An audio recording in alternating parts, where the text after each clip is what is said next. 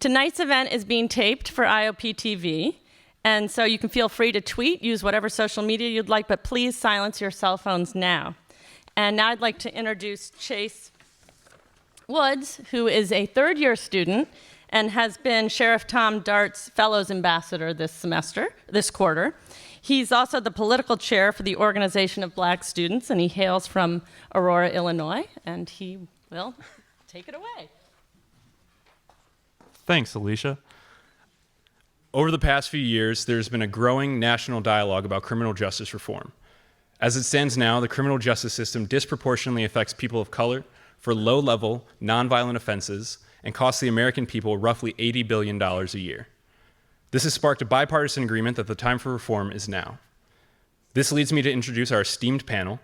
We are joined tonight by Tom Dart, Sheriff of Cook County Jail, the largest single-site jail in the country. Since being appointed in 2006, Sheriff Dart has implemented progressive reforms on foreclosure evictions, mental health services, and adequate policing throughout Cook County. For his efforts, Sheriff Dart was named one of Time Magazine's 100 most influential people in the world in 2009. Sheriff Dart is also serving as a visiting fellow at the IOP this quarter. So sign up for his office hours. Alison Holcomb is the director of the ACLU Campaign for Smart Justice. She has been a key figure for how we as a society think about and address low-level drug offenses and petty crimes. Mark Holden serves as a senior vice president, general counsel, and corporate secretary of Koch Industries Incorporated. He also serves as president and COO of the legal division of Koch Company's public sector, which provides legal, government, and public affairs services to Koch Industries. Koch Industries has made a commitment to criminal justice reform and in providing opportunity for those caught up in the criminal justice system. Shaka Senghor, after serving 19 years in prison, is now Director of Strategy and Innovation at Cut 50, a national bipartisan effort to safely and smartly reduce our incarcerated population by 50% over the next 10 years using proven bipartisan solutions. Shaka is also an author of 6 novels. The conversation will be moderated tonight by NPR's Carrie Johnson, the justice correspondent for the Washington desk. Let's give a round of applause for our panel.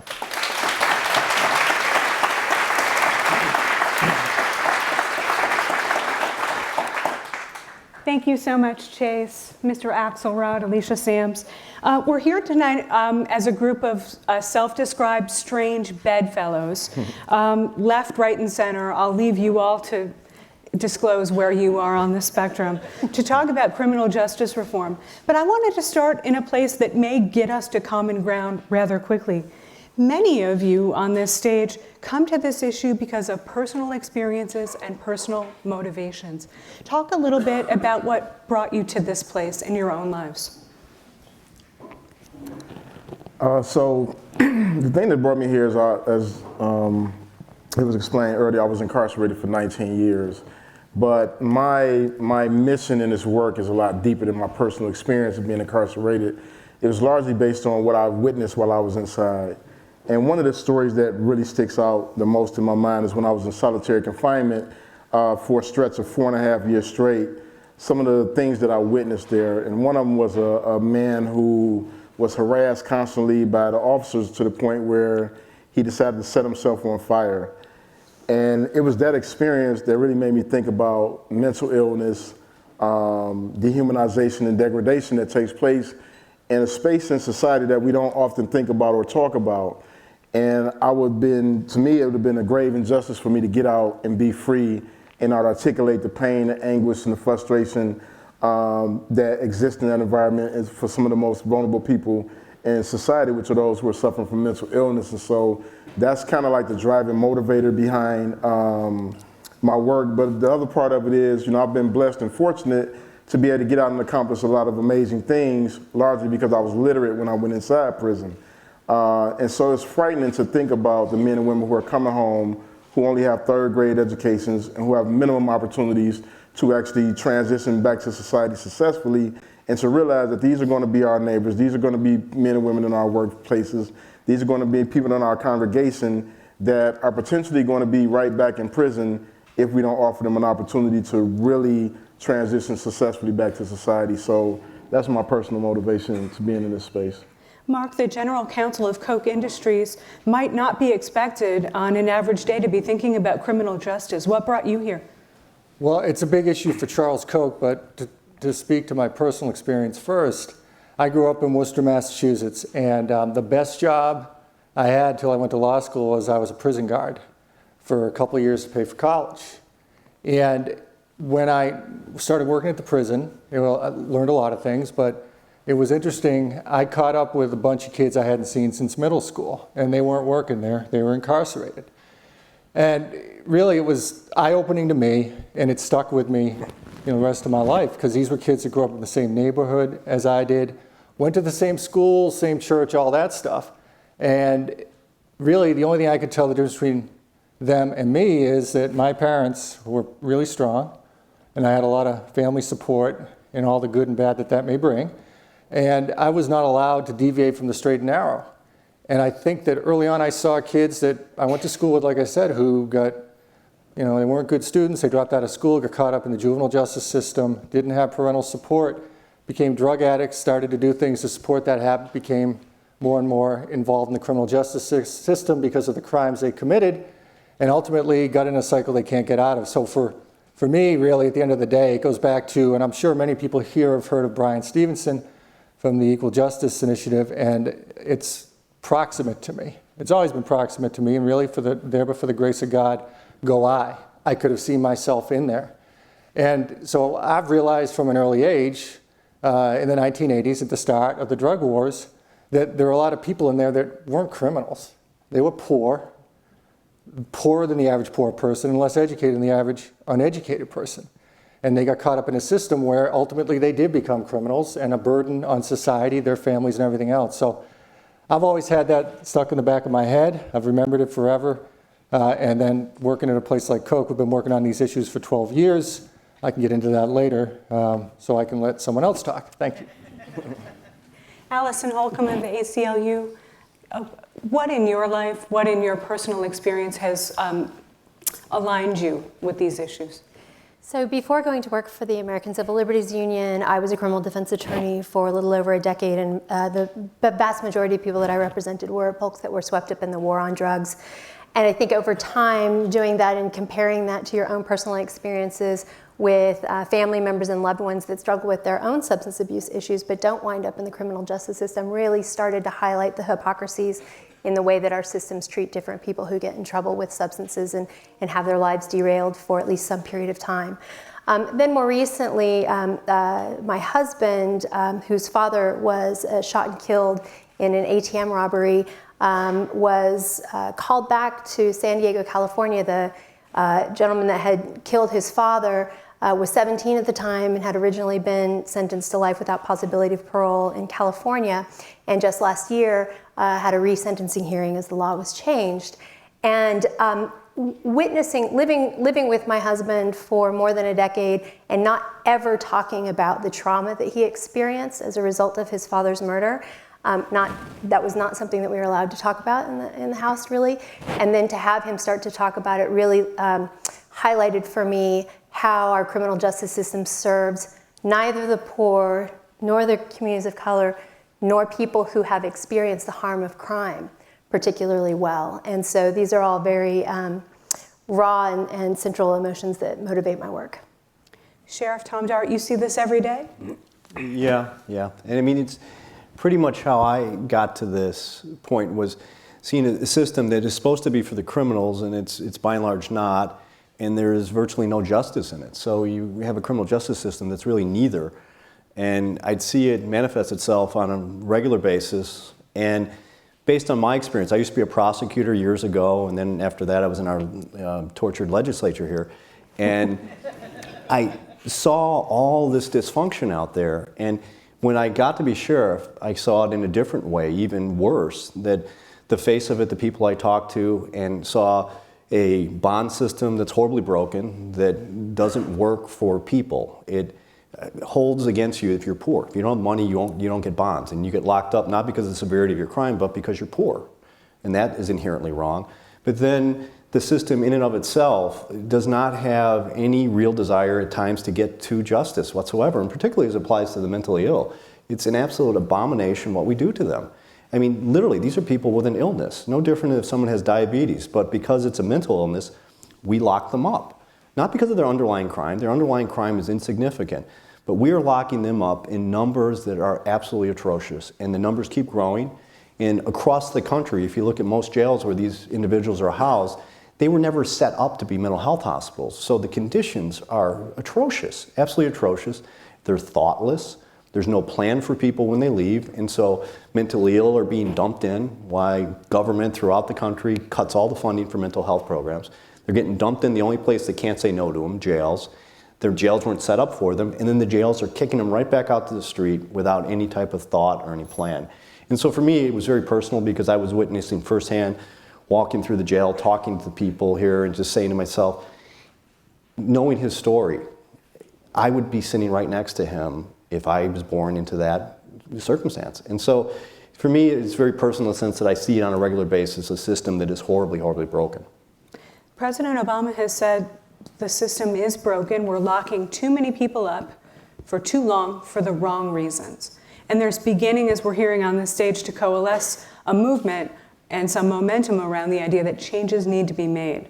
So last week, the Senate Judiciary Committee, which doesn't agree on much, voted out a bill 15-5, bipartisan, that would cut some mandatory minimum prison sentences and dial back some of those tough on crime penalties. Is this where we need to go? Well, I mean, just from my standpoint, it's a good start, but the federal side of it is the much smaller part of the Formula A, and it doesn't begin to address the issues that bring people into the system in the first place. So ultimately, if they got around to working on the state level incarceration rates and what the insanity is going on there, that's a very good thing too if they eventually got there. But then dealing with jails, that's on virtually no one's agenda. Alison Holcomb, you're working state by state. That's right. So the Campaign for Smart Justice that the ACLU has launched is focused specifically on state and local advocacy. In saying that, though, I will say that what's important, the opportunity that's presented by movement in Congress is the rhetorical opportunity. The ability to use the bully pulpit to move America and to help America understand and voice what many voters already agree with. We didn't get to the place we are because there was a huge wave in crime that continued up through the 90s and 2000s. There was a crime wave in the 70s, but by the time it started to come down, we were already fixated on the idea that when we're mad at people, when they're doing things that we don't like, that we put them away for longer and longer periods of time. Those were political decisions that were made and that were driven by people that had the bully pulpit. And so it's important now that we see our national leaders step up and set the tone for conversations that are happening at the state and local level. And Mark, you personally, your boss and other people at your company are central to raising this conversation with Republicans around the country. Yeah, no, we are. And to Alison's point, this is a bipartisan mess that we got into, and it's the bipartisan way they'll get us out of it. And it's a big issue for us. I think the Senate bill, if that's the question, is, to the sheriff's point, I think it's a good start. I think that the reality is a lot of the states are way ahead of what the federal government's done. But this bill, given the people that are behind it, like Senator Grassley and others who have been part of putting this together, the mandatory minimum structures, I think giving judges more discretion to maybe not put first-time or low-level drug offenders in prison is a good thing. Maybe get them a positive path, treatment, or that type of thing. That's very positive. I also think that the prison reform elements are also important. The fact that there can be earned time credits for inmates so they can get counseling training, vocational training, education programs, all that's positive because the reality is that 97% of the inmates are coming out, violent and nonviolent, and so we have a choice as a society. Do we want them coming out in a position where they're going to reoffend, or they can be a productive citizen? And that's a lot less expensive, and it's better for them and their communities and their families. And there's also some elements in there we like as far as juvenile justice reform that Senator Booker was key in getting put in there. And this is just a start. It has to continue to build, but it's important because this was something that was set up 20, 30 years ago by both parties, that it starts to be dismantled. But it's only a start. And to the sheriff's point, there's a lot of things that the criminal justice system addresses now that they shouldn't be addressing that we need to address, between education, mental health treatment, you name it. And so hopefully And I don't know where I'm a strange bedfellow, and I don't think I'm left, but I'm probably center. But I'm hopeful we could continue in a bipartisan way working on some of these other issues, which would be productive as well. Now that hopefully we get something done, get some success, move the chains, start a drive, and a lot of scoring opportunities here. So that'd be our goal. Shaka Senghor, you're part of a movement called Cuts 50, which wants to cut incarceration rates in half by 2020? 2015. 2015. Well, no, actually, no. Yeah. No, 2025. 2025. Should have been doing this. Yeah. Okay. Yeah, so a lot of times when we speak about that number, people be like, oh my God, like 50%, right? But when you really start thinking about who's actually incarcerated and why they're incarcerated, you're talking about people who have mental illness who can be diverted to programs that actually serves them in a real way. Talking about extremely high level recidivism rates. The Department of Corrections is probably the only industry where people who run it are allowed to continue to run it even though they have a very high failure rate. You have like 70% of people going back to prison over and over. That means somebody's not doing something right who's running this whole thing. So when you think about recidivism rates, you think about reducing some of these things that's been considered felonies to high misdemeanors. You cut back on just sending people to prison for extremely lengthy amounts of times, and then you arrive at this point where we start thinking about what we should really be doing. Like what purpose does it serve to actually warehouse a human being for 15 to 20, 30 years and then just kick them back out into society and say, okay, function. When I went to prison, I was 19 years old. I returned at 38 to a very different world. It was the equivalent of what I say is kind of like you taking Fred Flintstone and dumping him into an episode of the Jetsons. That's the world I came from. I mean, when I left, cell phones, car phones was this big. I came out to these little bitty Blackberries and all this new technology. There was no internet. There was no, all these different advances. And had I not been literate, I wouldn't have known how to adapt. And so we're failing in a lot of ways because we're not providing resource for people to get out, not only get out, but for them to get out and stay out. So it's so many different angles that we can approach this thing by, and if we start really checking some of those things off the list, we'll arrive at that point to where we're thinking of different things other than warehousing people. Yeah, I want to talk a little bit about finances, because one of the arguments that Chase and others have made is that we spend $80 billion a year as taxpayers to incarcerate people in state and federal detention centers and prisons. It costs $28,000 a year to house somebody in a regular federal prison. But it also costs a lot of money to provide them with the proper reentry services and treatment programs. How do we ensure that that money is diverted in ways to help people productively reenter society? Yeah. Well, I think you have to look at the states where they're having success with that. And I think you have to look at programs that have had success with reentry programs. And the ones I'm familiar with, I'm not an expert, but there's one in a prison near Wichita, El Dorado State Prison. It would be El Dorado everywhere else, but it's El Dorado in Kansas for some reason. They call Greenwich Greenwich too. It's really weird, but they've started this reentry program that this is a maximum security prison and has medium security, but everybody's coming out sooner or later except for a few that are on death row. And what they do is it's a holistic approach, and they make sure that the person, to the extent they have issues with relationships, they try to help them, whatever dispute resolution issues they've had in the past, make sure that when they get out that the dispute resolution process isn't the same as it has been before, which is I'm going to pound you until you're a pulp or vice versa. And so you work on that. They help them become a better person, a better husband, a better father. More importantly, they start to get them connected with people in the community as mentors, people in the community that can get them jobs, and that's important. So we've seen that in that one prison over the last 6 years now. It's something that Governor Brownback instituted on a trial basis. The recidivism rates in the single digits. And there's another, for example, pretty famous one. It's not run by the state. It's the Barred Prison Initiative. You probably heard of it. They beat Harvard. The prison debate team beat Harvard in a debate, which is awesome. Beat Harvard in anything is good, in my opinion. Sorry, Sean. But that one, it's a different program, but they're educating people. Their recidivism rate there is about 2%. So what I think works in these different programs are if you take time with the people, try to educate them, try to give them a positive path, give them someone they can grab onto in the community. You have to have willing people in the community. Those are the types of programs that work. And it can't be a situation where you just, as Shaka was saying, they put you back on the street, the same zip code, no training, no education, no treatment or anything else, and expecting a different outcome. That's just not going to happen. I think another piece that needs to happen, and we've done it at Koch, is employers need to be opening their hearts and minds to hiring people with criminal records. We've banned the box at our company. It doesn't mean we won't do a background check, but if you look in our country, 1 in 3 adults in this country has some type of criminal record.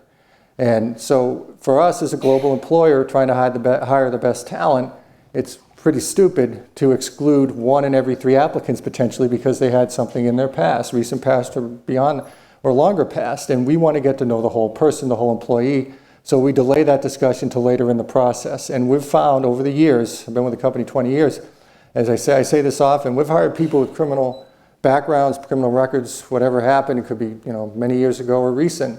And they're among our best employees. They want another chance. They want a chance at success. They've learned from mistakes. And, we believe in redemption. I think everybody does. And they've been great employees. And then we hire other people from good schools, great backgrounds, squeaky clean records, and they're terrible. So, the way we look at it, basically, it's all when people make mistakes and whether they get caught or not. Let's be real about this. Whoever said it, but just basically, it's a lot based on where you're born and who you're born to. And let's not kid ourselves. And so I think if you have humility and you recognize that and you're willing to give people a chance, I think there can be public-private partnerships that really help drive positive reintegration and reentry, and that's what our goals should be. Alison, how many of the people you represented in your time as a criminal defense lawyer came out and actually had job prospects, had some of these opportunities back in those days? Oh, that's a really tough question. And I don't know, right, because I haven't been able to follow up with all of them, but I have had the calls from family members and from my former clients that are struggling to find ways to hide the record that they had. And what a lot of people don't realize is there's not just the criminal conviction, right? You can get the court record sealed, but now that we have private data mining companies, there's nothing that's ever private. And so these criminal records that we are saddling people with actually go much deeper and are much more available. Even if you go back and you live in a state where you have the opportunity to clear that conviction off after a certain amount of time without any further criminal justice involvement, it will still come up. It will still appear. You may be legally entitled to tell your employer, no, I've never had a felony conviction, because that's what the statute in your state says if you get your conviction vacated. And then they do a private company search, they find it, and of course you're not going to get a job because you lied. And so it's a huge challenge. People aren't getting employed. And I think, ultimately what we have to decide when we're talking about the fiscal analysis of our criminal justice system is, are we going to pay for the kind of society that we want to live in? Because a lot of this talk about what it costs to put someone in jail versus what it costs to rehabilitate them only goes so far. To Shaka's point earlier about recidivism rates, I was recently at the Monroe Correctional Complex in Washington State, meeting with gentlemen that are members of the Concerned Lifers organization. And they can see when people come in, the young men that come in and they have life sentences and they have, they may get out at some point, but they really have no reason to engage in any of the services. And at some point they are going to get out. And the men that are in this Concerned Lifers organization can just look at them and say, there goes another victim. There goes another victim. And that's ultimately, what price are you going to pay for a person coming out of our criminal justice system and not being in any better situation to contribute to our society in ways that are not only productive in an economic sense, but are protecting family members and being good neighbors and making sure that there is not another crime and another victim and another crime and another victim. Shaka, we talked about the financial cost. There's also a human toll. Not only the person who's incarcerated for 25 years to life for some of these drug trafficking type offenses, often nonviolent, but the cost to their families, to their children, what they miss, what those people miss on the outside. Yeah, I mean, it's a devastating cost, especially in inner cities throughout the nation where so many of the fathers are no longer in the household because of incarceration or because of felonies. Speaking to just that whole idea of like what it's like getting out of prison, it's extremely hard. And it's a shame that a country that has so many resources and so much abundance that we've done a terrible job at ensuring men and women can successfully transition back when they have the skill set. In my personal experience, I got out of prison 5 years ago. The first 2 years were by far the hardest in my life. In prison, there was 100% employment rate. I was always employed. I was a tutor. I was a paralegal, basically a paralegal, legal aid. And when I got home, I had this skill set. And I would put in resumes and applications because I wanted to work. I wanted to be there to support my family. I wanted to be a contributing member of society. And I ran into barrier after barrier, not only in employment. I don't know, a lot of people are unaware that when you have a felony, you can't rent an apartment. So I ran into barriers in housing as well. Fortunately, somebody took a chance on me based on my volunteer work. And I won this award in 2012.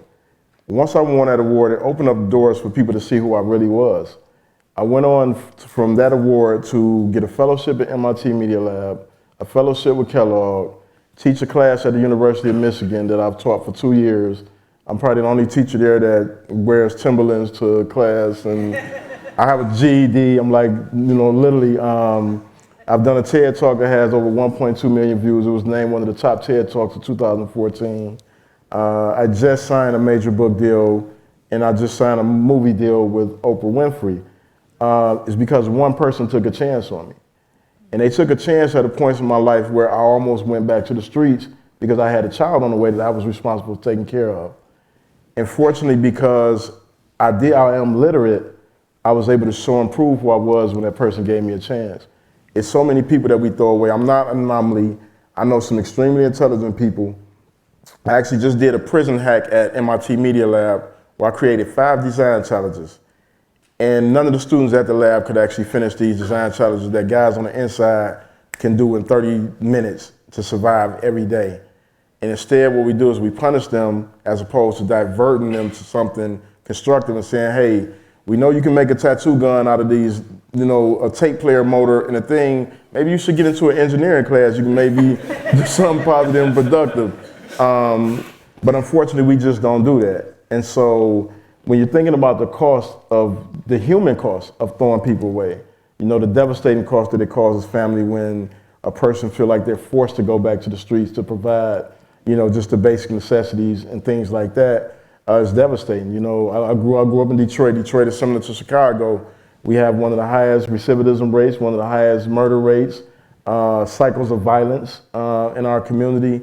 And it's largely because there aren't many resources in place prior to going to prison, but definitely once you get inside, there are not many. So we just have to kind of think about those things. Thank you. I want to bring in Sheriff Dart here because, Sheriff, you have been a voice on some of these issues for a long time.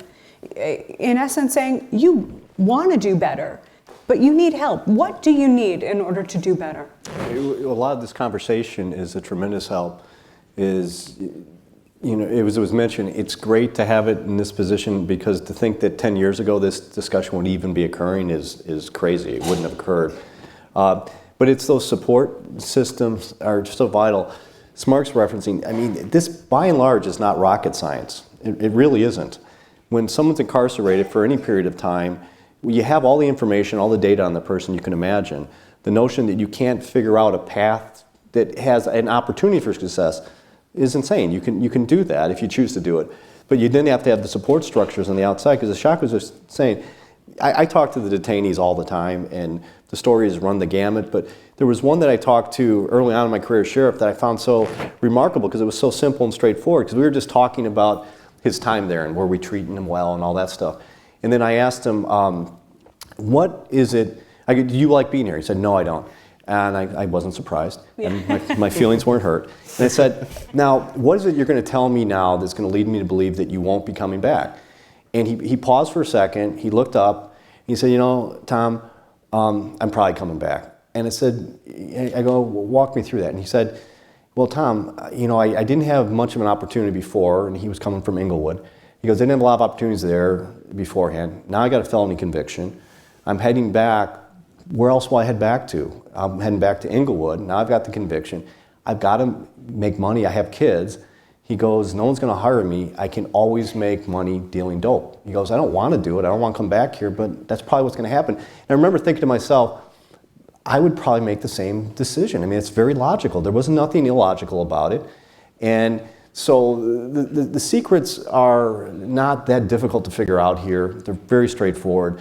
For the mentally ill, treating them as people who are ill, not criminals, and then setting up the systems on the outside. What we used to do, which is the norm throughout the country, was literally, when we got the order to release them, they got released to the street. If it was 10 o'clock at night in the middle of January, that's when they were released with a little plastic baggie with 2 weeks worth of meds, and off they went. And I imagine there were some people that thought that they'd be surprised when they came right back. I mean, what do you expect to occur?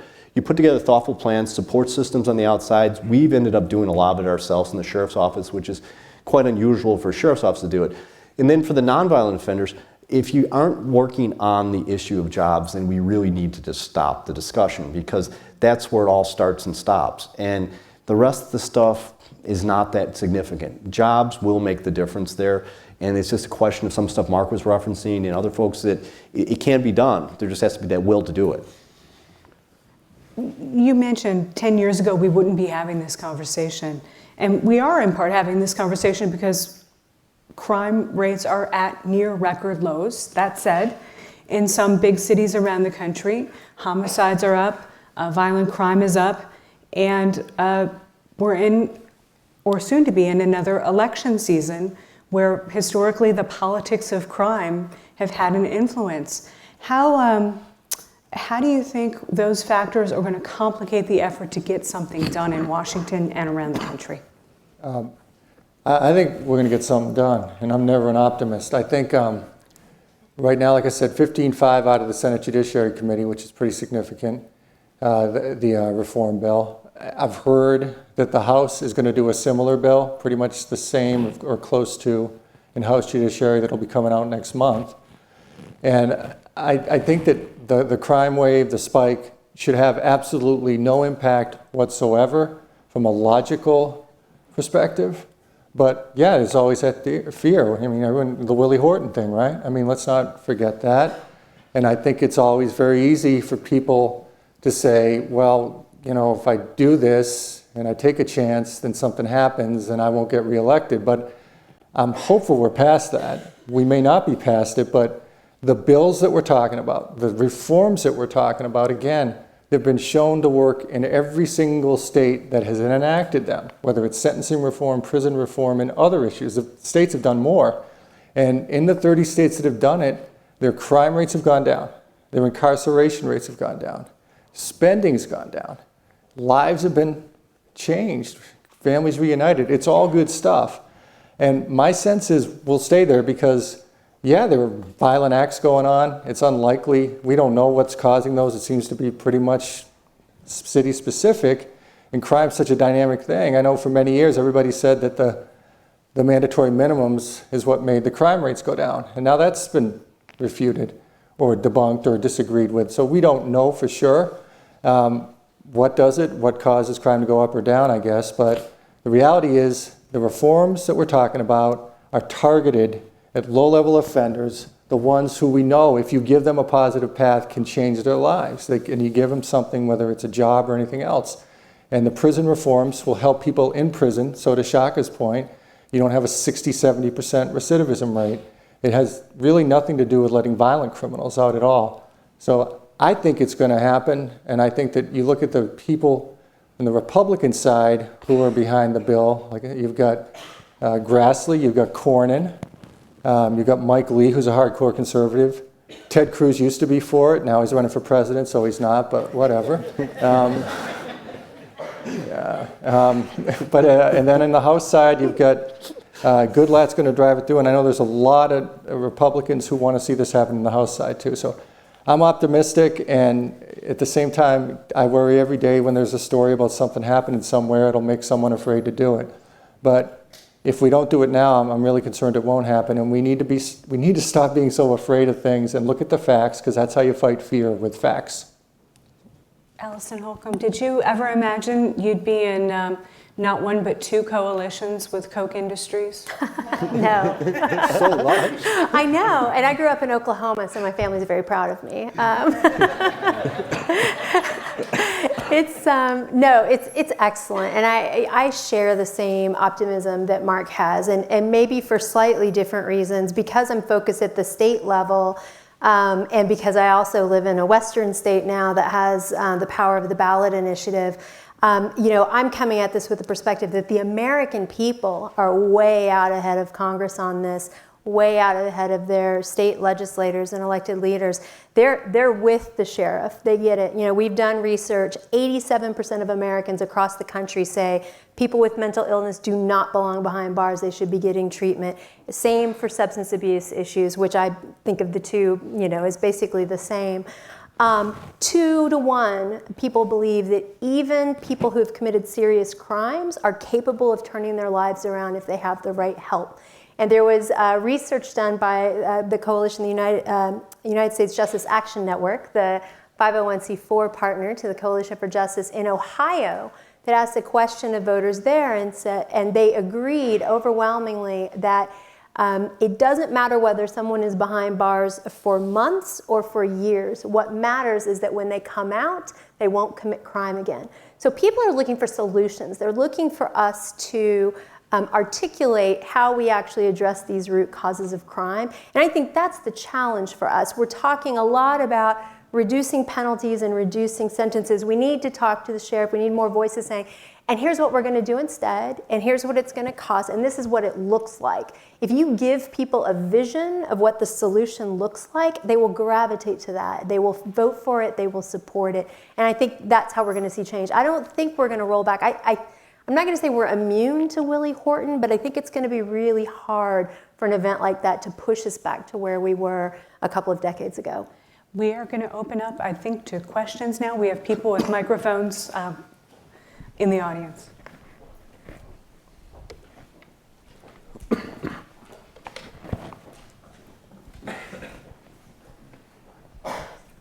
With all due respect, nobody has said anything about the private prison industry, given the fact that the imperative of every industry is to grow.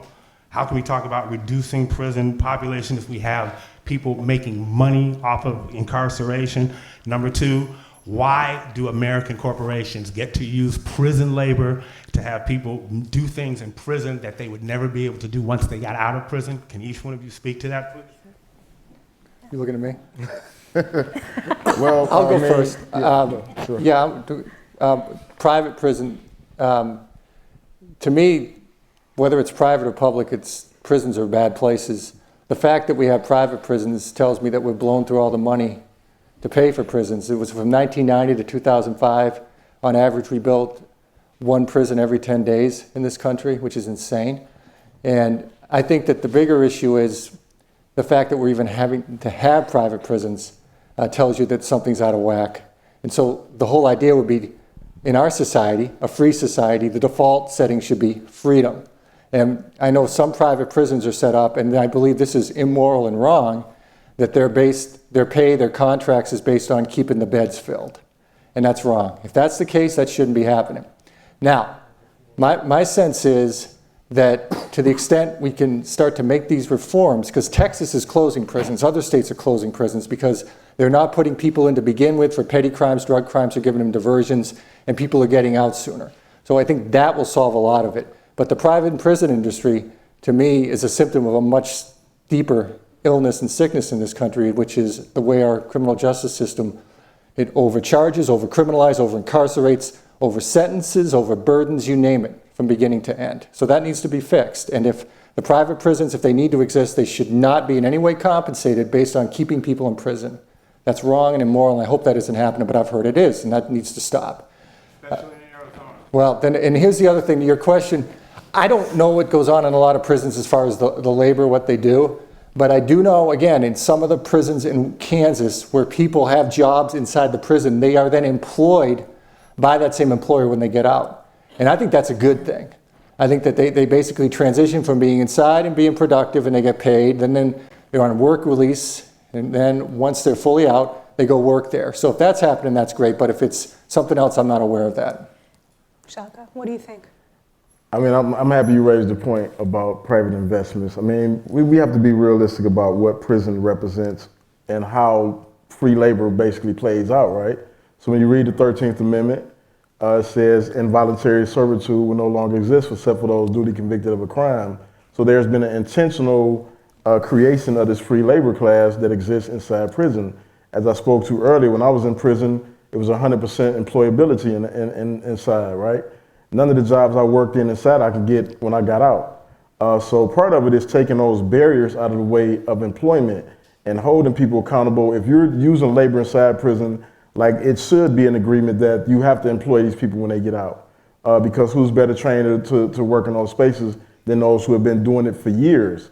Some of the guys I know inside have been doing the same job longer than a lot of people out here have been at their job, you know, but once they get out, they can't find employment in those areas.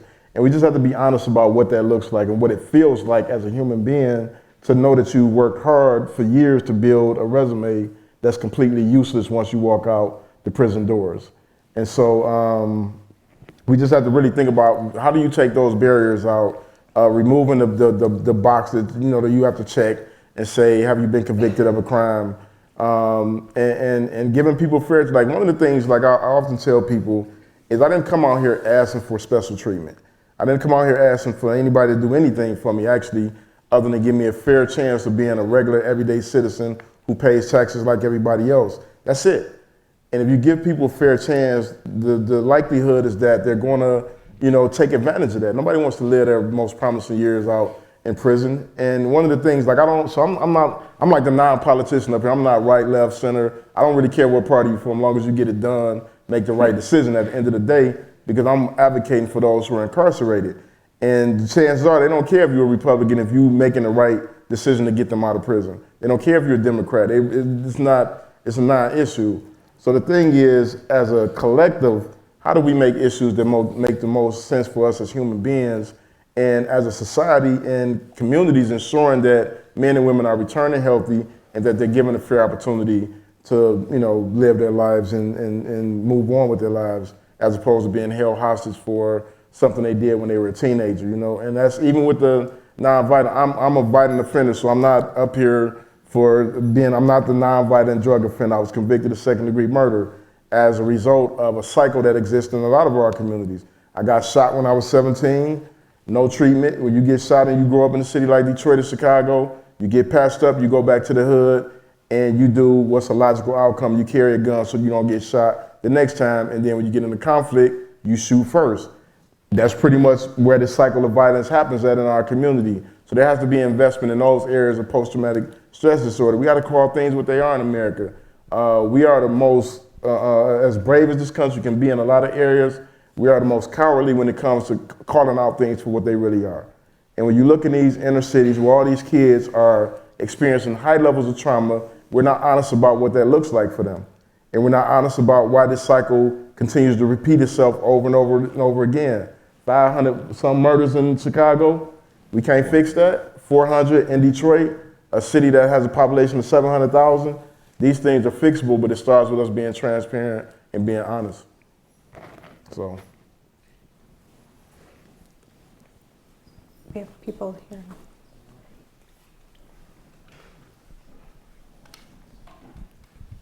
My question's mostly for you, but I guess for everybody. You talked about literacy as this really important tool to help you survive and thrive. So it strikes me as before getting into prison, something happens, something's happening in prisons, and then what should be happening in prison. So maybe can you talk about that, and can you talk about what should be happening?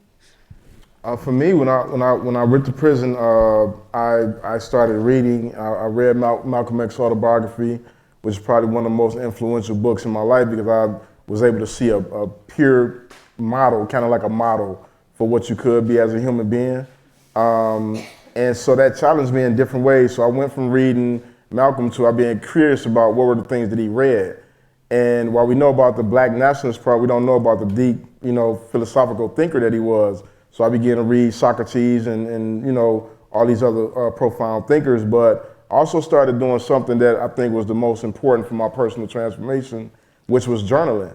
And I had to go back and be honest about how I landed in prison. Like I was a scholarship honor roll student growing up, but I grew up in an abusive household and got, ran away and got sucked up into the street culture. So reading and writing and journaling and like really going back and dealing with those emotions, that prepared me for life after prison. And so when I got out, I began to use some of those models as part of my mentoring program.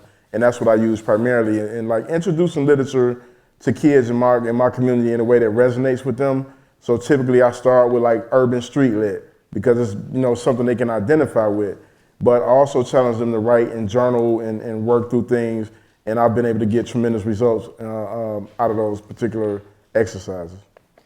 And the literacy part is particularly tricky. And trust me, I'm not trying to minimize by any stretch the prison world, but people too often confuse and they mix the two and act as if they're one and the same. They couldn't be any more different. Prisons and jails. Yeah. Prisons people go to for a sentence and they're there for a defined period of time. So when it comes to programming, you can figure it out. The person's going to be there for the time the program goes and so on and so forth. Jails, we don't know. By and large, almost everyone you're holding there is waiting on their trial. And I literally don't know if someone's going to be with me 10 minutes because they bonded out or they got an I-bond or whatever it is, or electronic monitoring, or 10 years. I've had people waiting in my jail 10 years for their trial. And so when you don't know that, it's inherently difficult to come up with a program and then to plug into people who are coming and going. And the amount of people in our jails throughout the country is staggering. And people don't fully appreciate that. And those are the ones that I find to be the biggest outrage, at least to me. And it's not just because I run the jail. It's just because these are people who are being swept up for being mentally ill, inconsequential crimes. They're in there for 2 days, 3 days, 5 days. 2 days, 2 hours in a jail is not a good place to be. And yet people don't understand that. And so some of these folks are cycled in and out so often it's become their normal, which for any of us, we'd be like, oh my God, you can't. But for them, that's become part of the normal, which in itself is astounding. But then when you try to do the educational component, it's difficult. We offer GEDs for sure, but we also have a school on the compound that is actually a Chicago public school district that we offer classes to too, but we can't force people into it. So my challenge I've had, because I've been sheriff now 9 years, and I do not have an answer, and I've been pleading with people, help me with this one, is because the vast majority of my population there sit in their living units and watch TV, I want to try to come up with a way to run the TV so that there's educational components woven into entertainment. Because if I just put on National Geographic, they literally will rip the TV out of the wall. And so I'm trying to figure out how to put that mix in there so that I can do this in a scalable way where I'm hitting the largest group of them. Because so many of them leave my custody and they're still eligible to go to high school and they're not being connected to any high schools whatsoever and they're off and God knows where they're going. And so the educational component is sorely lacking. There needs to be an innovation coming up. I've tried it. I've brought people in who've given it a real good run and we haven't gotten it there yet. But it is definitely something that needs to be focused on as it pertains to jails, prisons as well, but jails, and it's vexing all of us right now. And just one really tiny final, when you talk about the private prisons, we don't have them in Illinois as such, but Cook County Jail, largest in the country, whatever, we've had 2 of our divisions shut down completely now for 2 years now. The reason being is we've put people on electronic monitoring now instead of having them locked up there. The only part in the jail that has been overcrowded, and it's overcrowded every single day and has been for as long as I've been sheriff, is the mental health unit. There's always people sleeping on the floors. I think there was a, yeah. Thank you.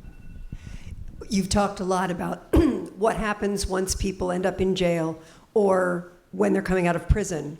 Would you talk a little bit about the role of police and prosecutors in getting people into this system to begin with or not getting them into the system to begin with? That's the front door that is sort of the holy grail, because that is the way you can reduce the populations. And as a former state's attorney, prosecutor, you have the ability to charge, not to charge. Police have the ability to arrest or not arrest. And the thing we've done in our office, it's been done in other jurisdictions, particularly in Florida, Miami-Dade has been the leader in it, is to retrain your police officers in, it's called CIT training, it's crisis intervention training, and so they become somewhat like mental health professionals out on the street. and they're trained now how, as opposed to arresting people who are going through a mental health episode, you take them to a hospital. And that's had tremendous luck wherever it's been utilized. And so that is one of the secrets to trying to get at that. And beyond that, it is the need to have the policies in place on the police front where the picking people up for the minor offenses is no longer something that is going on. And we still have way too much of that. And New York's gone through its cycle, and I'm not an expert on New York's policies, but they had their stop and frisk and all of that, and they've now cycled back from that. But that element exists in a lot of places. So on that front, there's a lot of things police can do, and on the prosecutor side, there are a lot of things to do. The fallacy usually is people get caught up in these specialty courts. Specialty courts are fine, but like in Cook County, we have their caseload for a year is 300, the mental health specialty court. I have over 3,000 people who are mentally ill every day. So it's a good thing for those limited people to get into it, but for the vast majority, we aren't dealing with those issues appropriately. So the police and prosecutors have a lot of tools. They're slowly getting into the game. Alison, Mark, the law enforcement group that just launched last week. Yeah, thank you. I was just going to mention that both the law enforcement group that launched last week was a national group that is represented by sheriffs and police chiefs that are coming together and saying we need to do something different and we want the tools to be able to do something different. And then I'm based in Seattle in King County, Washington, and that's the home of a demonstration project called Law Enforcement Assisted Diversion, or LEAD, that was launched originally with private startup money from a foundation that operated for the first 4 years with that private money, and now is supported by city and county government. And what it is it's a program where the executive branch and the judiciary and legislation came together and essentially signed a memorandum of understanding. The police chief, sheriff came together and said, okay, here's what we're going to do for certain low-level offenses, drug offenses, prostitution crimes in this catchment area. We're going to equip our police officers with the ability to screen someone when they have probable cause to arrest them. If it's a green light day versus a red light day, it's a little experimental.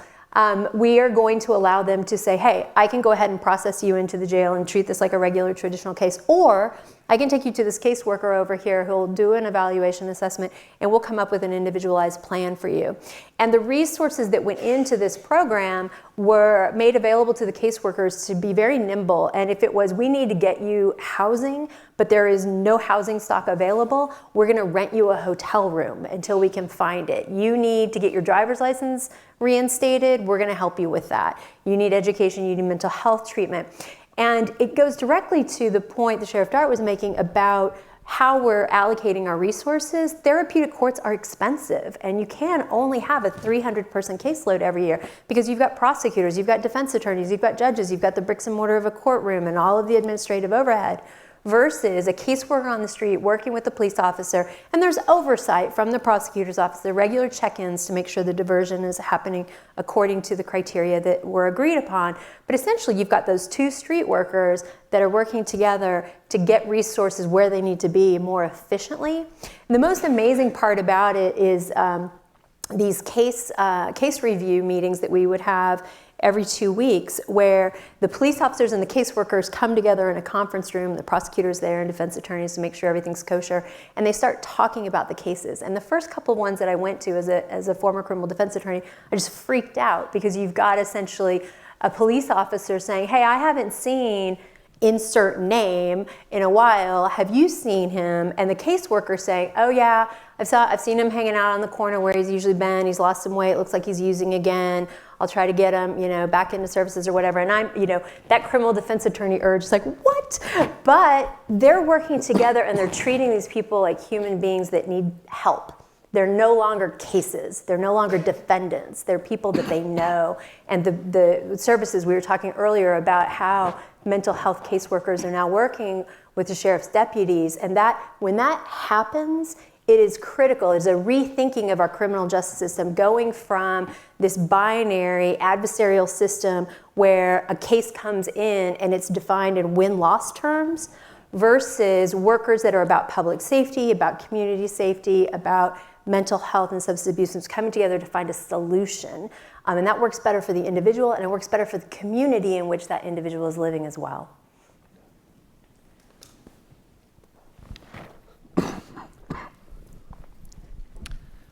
I'm sure that all of us are able to understand the idea of offering someone an opportunity when they get out of prison, and even training them when they're in prison. And these are people who seem, hopefully, willing to learn and to take advantage of the opportunity that's offered to them. I think those ideas go back decades. It's not something that's just been invented today. But when I hear about the mental health issues and people who can't read beyond third grade, I think all of us have to be inquiring as to what you could possibly do in regard to dealing with those issues. You can't force someone to go through treatment that will actually change their personality or change them in a significant way. I don't see anything that could be done. Probably the ACLU lawyer could fill us in on that aspect of it. I don't see how you can do that. In terms of literacy, we offer a public school education. Some people are able to take advantage of it, and some people aren't. But I would think by the time someone is 30 or 40 years old, and they've spent their life out on the street, dealing drugs or whatever the crime happens to be, I just don't follow the reasoning as to what the program is going to be to help these people in a significant way and bring about something that's better for all of society. It just seems to me that we can talk about it, but it almost seems like an impossible task, and I don't really see the blueprint that you are describing. Or maybe it's been said and I just didn't understand it. You know, as far as like the mental health component, we have actually seen it work, and because we reinvented what we did, we changed our mindset. I took all of the correctional officers who frankly signed up to be correctional officers, gave all of them, 3,500 of them, advanced mental health training now. So they all have that. So just within it, the operations of the jail, there's a different mindset. But beyond that, we meet every detainee at the front end, and I hired social workers who interview all of them. We download all their information. We give it to the public defender. The hope has always been that they can get judges to think of diversions as opposed to housing them with us. But then once they're housed with us, we have therapeutic programs that run the gamut for the people in there that my staff provides, our Cermak Hospital provides some as well. But then the bigger part of it is that I had a boot camp that had been operating for years, and I never saw any data showing boot camps working. So I eliminated it, and I turned it into this mental health treatment center. It was the first in the country. It's this somewhat bucolic setting of Quonset huts and a farm, and we have the people that we believe are getting ready to exit moved out there, so they're in a more therapeutic setting. We have group sessions with them. We've set up a family support network where we have families coming to jail, so we work with them trying to reintegrate them as well. We have a 24-hour hotline for the people that when they're released, if they go into crisis, they talk to us. We either go pick them up and take them to hospitals, or we take them back to some form of treatment.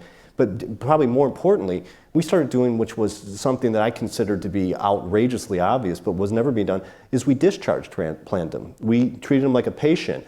And so literally, we give them, when they leave, a map of their neighborhood where we know they're going, where all the pharmacies are located, where all the mental health programs are at. And for the communities that don't have them, I, within my own budget, have opened up 2 of my own sheriff's mental health treatment clinics that we operate with social workers, not police. And the success has been incredible. The reason we don't really talk about the success number, because frankly I feel it'd be a little bit disingenuous, because we've only been doing the entire continuum now for about 1.5 years. But within that 1.5 years, the people involved with it, the recidivist rate has been going down dramatically. But to your point, we have a waiting list of people trying to get onto this program. And I try not to live by anecdotes, but the people in the program, I can't tell you the number of grown men who have hugged me and said, this is the first time I ever thought anybody cared, and it's the first time I've ever seen a pathway. And it's because the devastation out in the communities with the mental health programs is so bad that most of the folks we're dealing with want treatment, they want help. There's none out there. So we're providing that part of it. So I know what you mean. We come across some that when they're getting ready to leave us, they're so acutely sick at that point, we can't release them, so we drive them down to the hospital and we have them civilly committed, but that only lasts a short period of time, and then there's not much we can do. But we have found waiting lists of people, detainees who want to get in the program. As far as the educational component, just briefly, that's vexing. As I said, I don't have a good answer for that. And I'd be lying to you if I said that the quality of the education they get is what we all would say is the best. It's very vexing. I don't have a good answer for that one. We are short on time. We have time for one more question in the back. Thank you. I was wondering if one or any of you would share what your sort of immediate policy priority is on a state or national level. What do you think is feasible, and what would you like to see happen in the near future?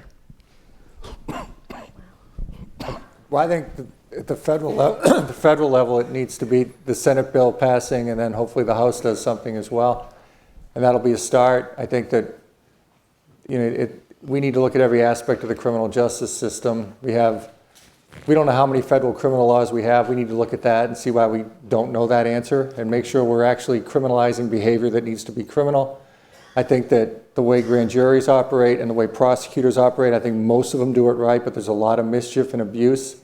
I think that the balance of power with this Senate bill will start to shift back to judges in some situations, give them discretion. And that's why we see a lot of prosecutor groups opposing it, because they don't want to lose power. So we need to keep driving that so it gets back to the judges have more power and prosecutors have less, in my opinion. Then we need to fix the indigent defense programs in our country, because they're a mess. And we need to keep doing things as far as helping people become better people when they're in prison. And then the reentry programs are important. And most of the restrictions on people who re-enter society, pretty much every one of them is imposed by the government as well. So this is a really bad big government program gone bad from beginning to end. So we need to keep reducing that and increasing liberty and freedom. That's my sense. Shaka? Oh yeah, my most pressing thing right now is really bringing an end to solitary confinement and the overusage of it as it relates to juveniles and men and women who have mental illness. That's the thing I'm most passionate about, and I hope that things like that get wrapped into some of these bills. I think it's criminal what we do to those who are in solitary confinement. Anytime that you lock somebody down for 23 hours a day, for years on years without any type of human contact, any type of human interaction, there's something clearly wrong with that. And so to see that done away with as part of this larger effort to reduce the prison population is the thing that I'm most passionate about right at this moment. So my number one priority is to reduce the number of people who are behind bars. I think what's politically possible in the near term is that we are reducing, maybe even decriminalizing, but taking drug possession and drug use from a felony down to at least a misdemeanor, if not decriminalizing outright, and reinvesting savings into treatment programs. I think for any offense that doesn't pose an immediate threat of risk to public safety, we have to be asking the question of why those people are behind bars at all, when we know, especially at this point, that people can be supervised in the community, and voters agree that people that can be supervised in the community should be, so they can be working, so they can be getting education, so that they can be making restitution to victims. I think we have to look at the harder questions on the sentencing side for more serious offenses. We need to revisit life without possibility of parole. We need to be looking at second look sentencing, where after a period of time, people have an opportunity to go back in front of the judge, perhaps, and talk about what they've done. You heard Shaka talk about what it's like to have an opportunity to have real education behind bars. The transformation that happens is real. And we are Americans. We believe in second chances and redemption. And we have to not give up on people. We have to give people the chance. Even Charles Manson gets parole hearings. Now, he's not going to get out, but there's a lot of people that are behind bars for far too long that we need to be looking at that. Eliminate mandatory minimums. Eliminate the idea that people can't earn extra time off, right? If you are participating in programs, if you are bettering yourself, if you are making amends to the people that you caused harm to, why can't you be motivated to continue that behavior and to reduce the amount of time that you're actually sitting in a cell and not doing anybody any good? And the mental health component needs to have the drum continue to beat, but the real focus I have been pushing now, and I'm hoping that we can get some traction with, is for poor people and the amount of people who literally are incarcerated because they're poor. I mean, that is just the truth. Was there a criminal offense committed? Yeah, there's not one of them, though, that the people in this room would consider as a danger to the republic. These are minor, insignificant cases that anybody in this room would be able to post a bond to get out. But they have bonds set that are $50, $100, and it might as well be $50 million or $100 million. And people should not be incarcerated because they're poor. And we have that over and over again. On any given day, I have 150 people that were ordered to electronic monitoring who don't have a house, and so I rent beds for them. But even with that, my budget's run out, so I still have an additional 100 that are waiting for beds. But they clearly have been determined that they're able to go out, but they don't have a home. And so as a society, I think we can and should have this debate across the board on all these different issues, but we have to take stock of the fact that as a society, we are penalizing people for being poor, and that is something I thought this society would never stand for. Thank you so much. Please give a round of applause to this amazing panel.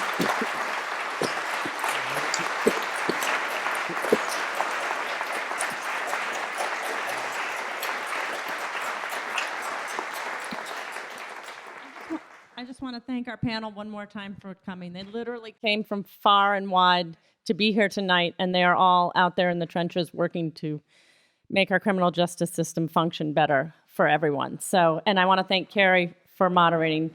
Please follow her on NPR because she's reporting it all.